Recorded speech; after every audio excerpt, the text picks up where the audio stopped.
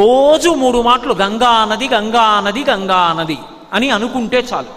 అలా పడుకోబోయే ముందు లేచే ముందు ఒకసారి గంగని స్మరించిన వాడు ఎవరుంటాడో అటువంటి వాడి యొక్క మహాపాతకములను కూడా గంగ తీసేస్తుంది.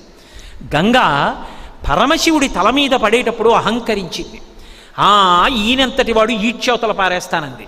అదే గంగ తన తప్పు దిద్దుకోవడం ఎలా అనుకుందిట. నమ కపర్దినీచ వ్యుక్త కేశాయ చ, పెద్ద జటాజూటంతో ఉన్న శంకరుడే బోడిగుండుతో శంకరాచార్యుల వారిగా వచ్చాడు. శంకరాచార్యుల వారిగా కాశీపట్టణానికి శంకరులు వస్తూ ఉంటే గంగ కెరటాలు ముందు ముందుకొచ్చేట. ఆనాడు నీ శక్తి తెలుసుకోలేక అహంకరించి నెత్తి మీద పడ్డా, ఈనాడు నీ కాళ్ళ మీద పడతానని కెరటాలు ముందుకొచ్చేన కాళ్ళు కడిగేయట. గంగ అంత పవిత్రం. ఏ నదినైనా అమ్మా అని కలిపి పిలవడం తక్కువ. యమునమ్మ ఏదో